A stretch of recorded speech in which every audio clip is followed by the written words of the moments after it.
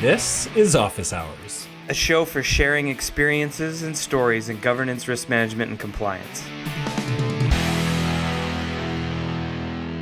One of the big mistakes that I keep seeing companies make is they're evolving their SOX program, which is great, but they end up putting in place technology or processes that don't give them anywhere to go next after their next iteration of maturity.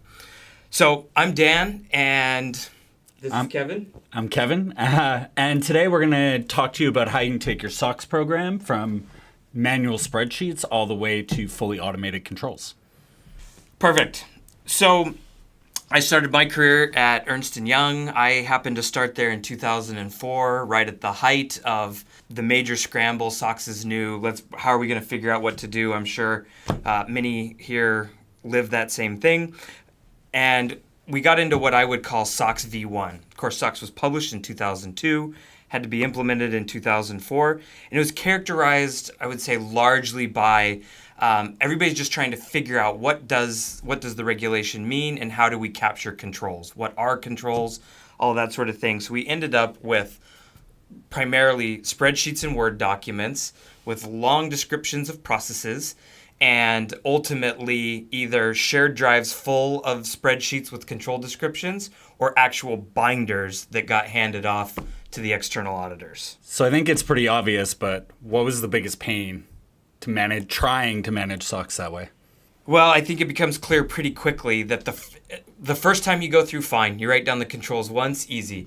But now every time there's an update required or somebody changes a process, you have to update a control, everything is completely out of sync. So I changed the control description over here in my risk control matrix. Now my testing's out of date, my issues are out of date, how I get it approved in my 302 certification is out of date, etc. So that's where I'd say level 2 came in. And really, I saw this happening with most companies in and around, call it starting in 2008. And that was the time where most companies realized, A, we had too many controls, and B, it was taking too much time to manage them and test them. So this was typically where a rationalization effort comes in. And we started adopting I would say document management systems, really, whether that was a SharePoint site or a traditional audit management system, something of that nature, to organize those documents a little bit better, and ultimately, though, still, of course, do manual testing.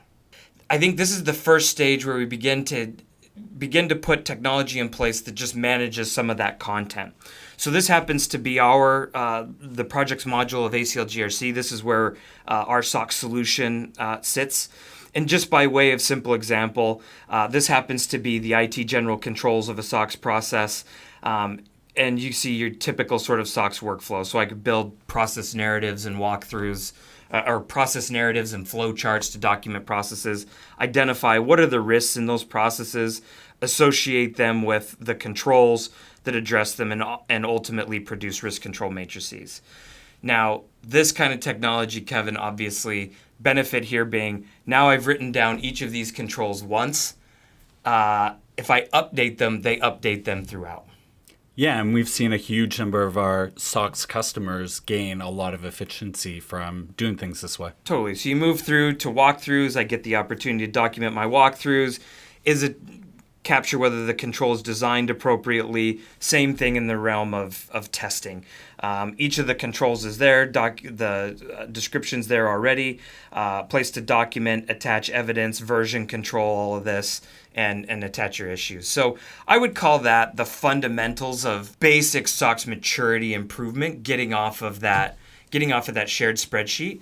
Because the other side of what you constantly see there is, besides the efficiency drain, is then we go to do reporting on SOX to executive management, or more importantly, to the audit committee. And we've got to manually compile from all of those spreadsheets, and what inevitably happens. Yeah, reporting becomes basically impossible, and you spend most of your time doing that. And risk of error, right?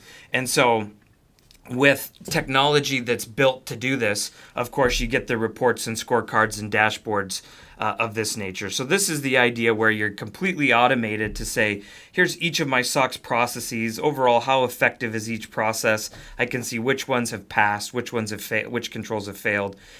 Any number of issues that have been identified, and the ability to just drill very quickly through to the actual frontline evidence capture. Just makes everything a lot easier, and that's where you begin to build up that automation that moves you through what we've captured here as level 2 of the maturity curve and into level 3. Yeah, so you spend all your time testing, remediating issues, and you don't have to spend any time grabbing all that data from spreadsheets and putting together reports. So that brings us to level 3, which is where we see the industry moving today, and our customers primarily are moving towards. And the biggest thing is really audit and SOX teams. Sure, they get that level of automation from technology for SOX on your testing and your documentation and your reporting, but then your resources are still consumed through all that manual testing and all of those activities. And it leaves them no time to do other value add activities for the business. So what they were trying to do is basically burn down on the resource drain by pushing some of that work to the front lines. So get the frontline control owners, process owners, documenting the controls and the processes, and doing self-evaluation to help speed up the testing. Totally. And so where I always see this go wrong, there's, again, I'd say, it's kind of since 2012, I've really seen companies making a big move towards pushing this assessment to the frontline process owners, control owners, but without, at the risk of sounding like the sales shill for a technology company, without SOX-specific technology that organizes things in a way that are intuitive, pushing testing to the front line becomes really difficult because there is just, it's so much to keep track of the spreadsheets, not have them mess up something they're not supposed to do. You have to go through an exercise to test and train them how to do it, etc. So from a technology's perspective for ACL, this has been the biggest focus of our most recent evolution of our SOX platform. And effectively what we're doing is creating this portal, we call it Mission Control, where I showed earlier you're structuring the risk control matrices, how you do walkthroughs and testing as a SOX professional. But the front lines aren't SOX professionals. So this lets you, once all those things are structured out, now as a frontline business owner, all I do is log in here. I can see all of my controls in one simple place. I can see which ones have been, which ones we've considered are designed appropriately, are in place, and then I can see which ones have outstanding control self-assessments to do or outstanding actions to take on the controls, remediate the issues, etc. Yeah, making it really easy to collaborate and integrate with the frontline control owners. Exactly. So I think all of that I would call cost of entry. Everybody is going in this direction to free up time from their SOX team. But all we're really doing is moving the burden between people in the organization. And we're still leaving control performance and control evaluations up to humans who can make mistakes, which means the auditors, when the external auditors come around, there's always still going to be questions to ask. So I think the next level, Kevin, is the one that's key to, this is really where SOX is going to go. And maybe you can talk a little bit about level 4. You were just saying it right there. You're just pushing the burden to the front line. You're not actually reducing the amount of effort it takes to test or document your controls. You're just pushing it to a different set of people who also have a job to do and give value to the business. So really the next step is to automate a lot of that process and pain away. And we really think, being a company that was founded on data analytics, that the way you can do that is through data automation. So we really think that, call it SOX version 4, is about automating the actual control tasks and capturing the evidence as the control is occurring, but then also setting up automated data analytic tests so that you can automate the assessment of the controls. So now you only have to come in and do something when a problem happens.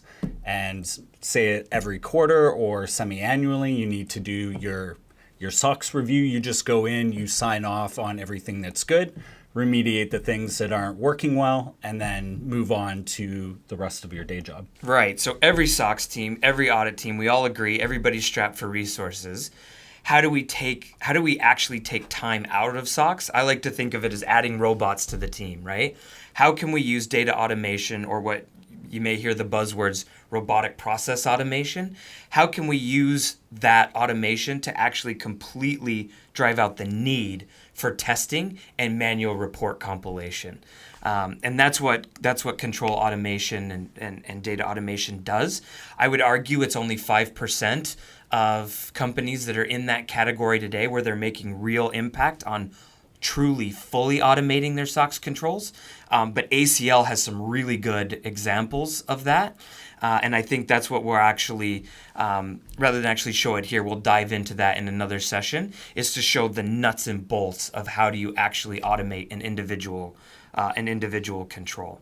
But I think, Kevin, in summary, I would say, of all of the customers I talked to today, I would say the bulk actually still sits somewhere between levels 1 and level 2, even though it's been a number of years now where we've tried to move away from the spreadsheet mess or the binder mess. A good half of customers still sit in that bucket, right? Where we're seeing is we have lots of organizations looking to make basically the move from somewhere down there in level 1, level 2 to level 3 right away. That's where everybody's trying to gain the efficiency. But I think the key is, to my point that we kicked off with, is don't put yourself in a box. Forward-looking organizations are looking at a 2-year, call it a 2-year roadmap, to being fully automated for as many of their controls as possible. At least all of the controls that are either IT general controls, IT dependent manual controls, or application controls, all of those in most cases can be fully automated with data automation. Make sure you're putting in place the talent, the people, obviously the thought process and technology that has the ability to help you build that roadmap to automation, because I think that's where your board and that's where your CFO are going to be really impressed with the work. Yeah, and even in cases where you can't necessarily use data to automate the testing of the control, we're still putting technology in people's hands where you can automate the collection of the required evidence as the control's happening, so that you don't have to go through and scramble to get all that information together when your testing time comes around. Love to get your questions. Anything we can help with, we'd be glad to do. Reach out, and otherwise we'll see you next time. Thank you.